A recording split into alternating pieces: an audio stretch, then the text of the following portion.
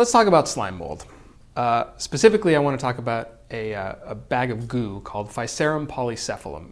Basically, it's snot with a bunch of nuclei in it. It's gross, and it doesn't have a brain. That's the important part here. Physarum is weird. The way it eats is it extends little tendrils of protoplasm in kind of a wave front, looking for food. And when it finds the food, it draws back all of the tendrils that haven't found food and makes a more sort of focused pathway to the food that it has found. Now what that means in practice is that you can use Physarum in a lab to solve network problems.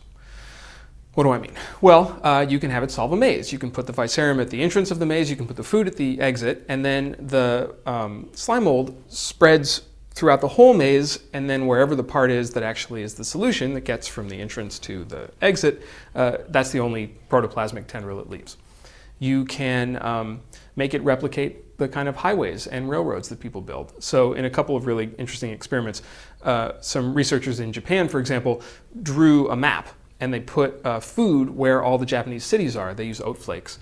And then they put the Physarum down in what would be Tokyo, and they let it spread out. And depending on the conditions that you set up, so it'll build a network among all of these different cities, right, that are made of food.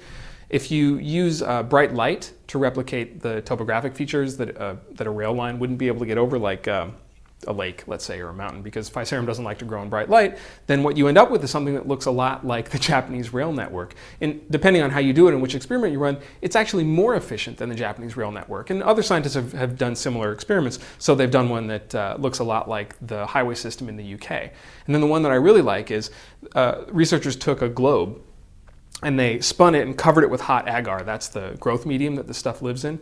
Then they cut away the oceans, leaving just the continents, and then put the oat flakes, the food, where the Asian cities would have been about 1,000 years ago.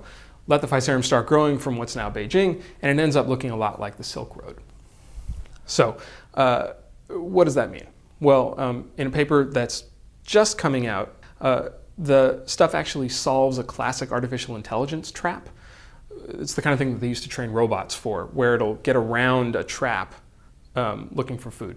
And the way it does that is that it avoids its own trail. When it spreads out, it leaves this vile, like sugary stuff, kind of like a snail does, but made of different things.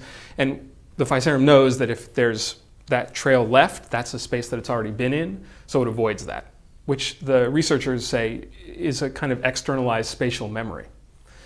Now, what does that mean? Well, a lot of the researchers who are doing these studies kind of hint at the idea in the discussion sections of their papers that there's maybe a unified field theory of planning somewhere hidden in this, that if human beings plan roads and highways in the same way that a slime mold might build them, if you could give a slime mold a chance to do it, that maybe there's some kind of math out there that would tell us how to build, you know, the new high-speed rail system they're building in California, or a way to get through an office more efficiently if you just had raw space. So that's fascinating, and I like the idea that maybe you can solve these kind of small-scale problems. But what's more interesting to me is the idea that the slime mold, like some other animals out there, is solving problems the way something with intelligence would. But a slime mold, as I said at the top, doesn't have a brain. So how can it be intelligent? Well, obviously there's a problem with the way we're defining intelligence, right? I mean, ant colonies similarly have externalized spatial intelligence. So an individual ant might not be so smart, but the whole colony is. Octopuses play jokes on their keepers in aquariums. Crows and ravens lie to each other about where they've hidden food.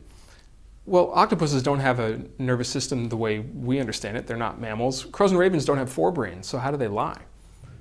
This interests me not so much because we're probably not defining intelligence the right way on Earth, although it does kind of seem that way.